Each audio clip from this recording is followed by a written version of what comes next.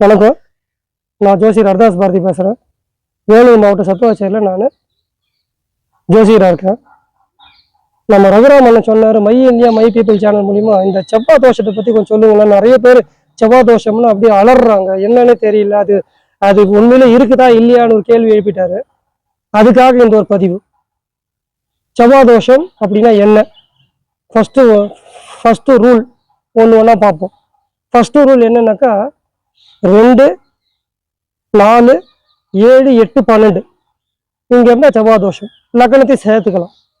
1, 2, 4, 7, 8, 12 செவ்வாய் தோஷம் சொல்றாங்க. அந்த செவ்வாய் தனித்த செவ்வாயா இருக்கணும்.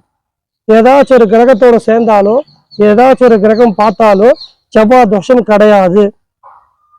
நல்லா கவனிங்க. ஃபர்ஸ்ட் ரூல் லக்னம் 2, 4, 7, 8, 12 செவ்வாய் தோஷம். இது ஃபர்ஸ்ட் ரூல், செவ்வாய் தோஷத்துக்குள்ள ரூல்.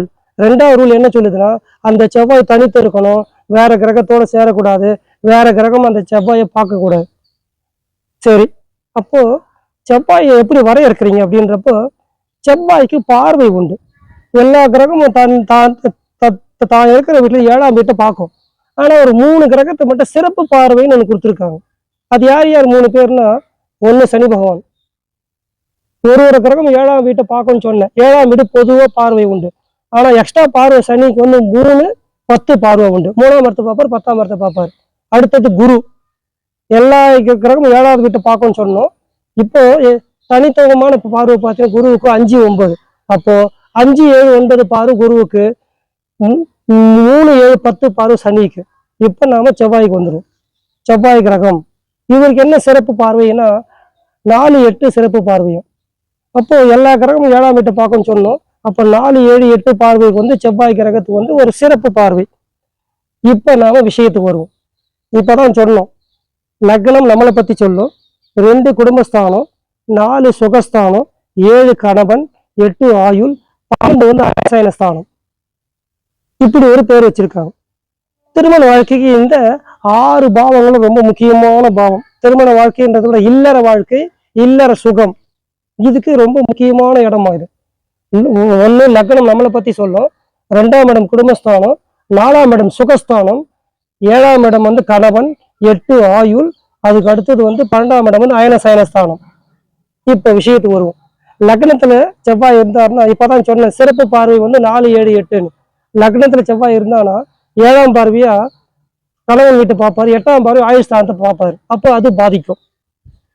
சரி, 2ஆவது வீட்டுல இருந்தாருன்னா 7ஆம் பார்வையா 8ஆம் வீட்டை பார்ப்பாரு, மாங்கல்ய ஸ்தானத்தை, அது பாதிக்கும். அதுக்கடுத்து 9ஆம் வீட்டை பார்ப்பாரு, பாக்கிய ஸ்தானத்தை பாதிக்கும்.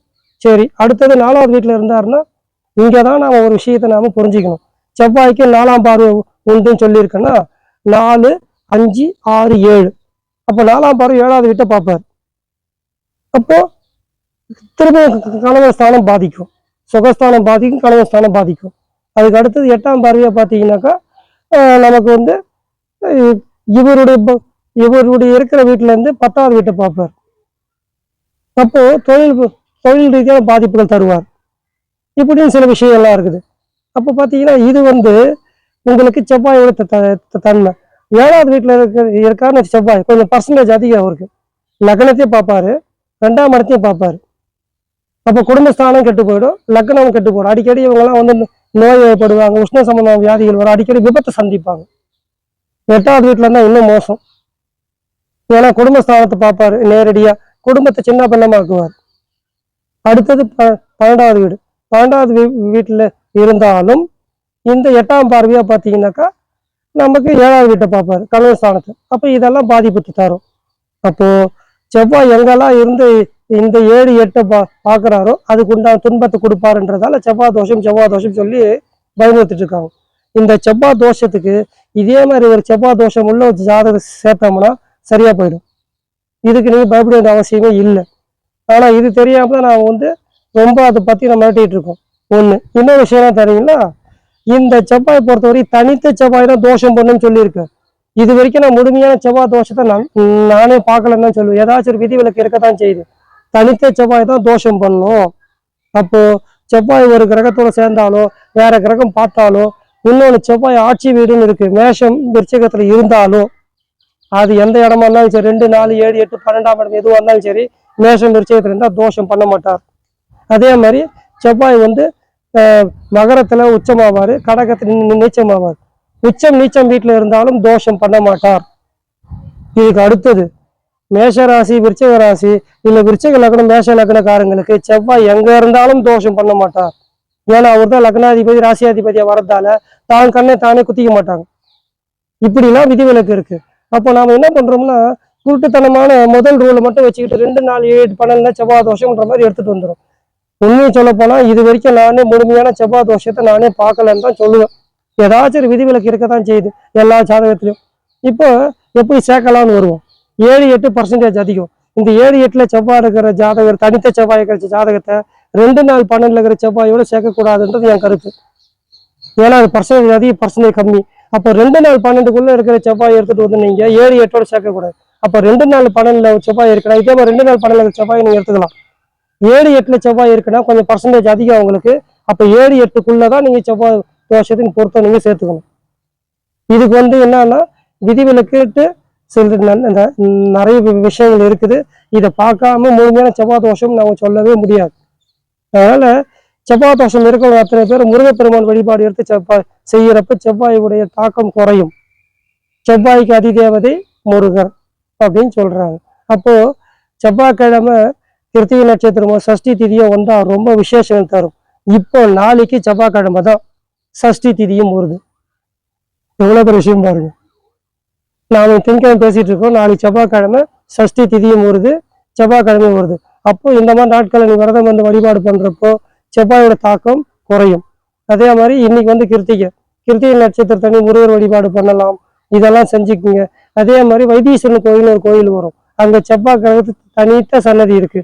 அங்க போய் வழிபாடு பண்றப்ப நமக்கு செவ்வாய் தோஷமுடைய தாக்கங்கள்லாம் குறையும். எங்கெங்கெல்லாம் முருகர் இருக்காரோ அங்கெங்கெல்லாம் போய் வழிபாடு பண்ணுங்க. சென்னையில வந்து வடபழனி முருகர் கோயில் உள்ள செவ்வாய் கிரகத்தின் தனி சன்னதி இருக்கு. எத்தனை பேருக்கு இதை கவனிச்சாங்கன்னு தெரியல. நிறைய பேர் இதை கவனிக்க மாட்டேன்றாங்க. முருகர் கோயில் வடபழனி இருக்கு. அந்த வடபழனி முருகர் கோயில்ல செவ்வாய் கிரகத்து தனி சன்னதி வச்சிருக்காங்க. போய் பாருங்க. அங்கேயும் செவ்வாய் தோஷத்துக்கு உண்டான பரிகாரமா இது நீங்க எடுத்துக்கலாம். இதெல்லாம் நீங்க அதே மாதிரி சென்னை மலை முருகர் கோயில், அதுவும் செவ்வாய் தோஷத்துக்கு உண்டான பரிகாரமா நாங்க அருமையா சொல்லுவோம். அதே மாதிரி திருச்செந்தூர் செவ்வாய் கிரகத்துக்கு உண்டான பரிகார ஸ்தலம், செவ்வாய் தோஷத்துக்கு உண்டான பரிகார ஸ்தலம், குரு பரிகார ஸ்தலமாக இது நாம எடுத்துக்கலாம். செவ்வாயை குரு பார்த்தா தோஷம் கிடையாது. குருவும் செவ்வாயும் ஒண்ணு சேர்ந்தா குருமங்கல யோகம்னு பேரு. செவ்வாய்க்கு மங்களம்னு ஒரு பேர் உண்டு. சந்திரனும் செவ்வாயும் ஒண்ணு சேர்ந்தா சந்திர மங்கள யோகம்னு ஒரு யோகம் வரும். அப்போ அது வந்து சந்திரன் வந்து செவ்வாயோட சேர்றப்போ செவ்வாய்க்கு மங்களம் பேர் உண்டு, சந்திரமங்கல யோகம். இதெல்லாம் பிரபலத்துவ யோகத்தை கொடுக்கும். அது 7, 8, 12, 2, 4 இங்க எங்க இருந்தாலும் இந்த தோஷம் வந்து மறைஞ்சு போய் இந்த யோகத்தை கொடுத்துரும். யோகம்னா என்ன அர்த்தம்னா 2 கிரகம் ஒண்ணு சேர்ந்தா யோகம்னு அர்த்தம். இல்ல 4 கிரகம் 3 கிரகம் ஒண்ணு சேர்ந்தா யோகம்னு அர்த்தம். கிரக சேர்க்கைக்கு யோகம்னு பேரு. அப்போ குரு சந்திர யோகம், குருவும் சந்திரனும் ஒண்ணு சேர்றது. குரு மங்கள யோகம், குருவும் செவ்வாயும் ஒண்ணு சேர்றது. சந்திர மங்கள யோகம், சந்திரனும் செவ்வாயும் ஒண்ணு சேர்றது. இந்த மாதிரி யோகம் இருந்தால் அது நன்மை செய்யும். அதனால வந்து செவ்வாய் தோஷத்தை பத்தி கலங்காதீங்க. இந்த செவ்வாய் தோஷத்துக்கு உண்மையிலேயே இருக்குதா இல்லையாங்கிறது நீங்க ஜாதகத்தை தீர்க்கமா ஆய்வு செய்யணும். நான் சொன்ன ரூல் எல்லாம் ஒத்து வருதான். தனித்த செவ்வாய் தான் தோஷம் பண்ணும். அதனால செவ்வாய் தோஷத்தை பத்தி கவலைப்படாதீங்க. முருகர் வழிபாடு எடுத்து பண்ணுங்க. வைத்தீஸ்வரன் கோயில் போய் வழிபாடு பண்ணி இதெல்லாம் செய்யறப்போ உங்களுக்கு வித்தியாசம் வரும். அதனால நீங்க இந்தியா மை பீப்புள் சேனல் மூலிமா நான் கேட்டுக்கிறோம். இதை பத்தி கவலைப்படாதீங்க. முருகர் வழிபாடு எடுத்து பண்ணுங்க. உண்மையிலேயே செவ்வாய் தோஷம் இருக்கா இல்லையான்னு தெரிஞ்சுக்கிட்டு அடுத்த ஸ்டெப் நீங்க எடுங்க.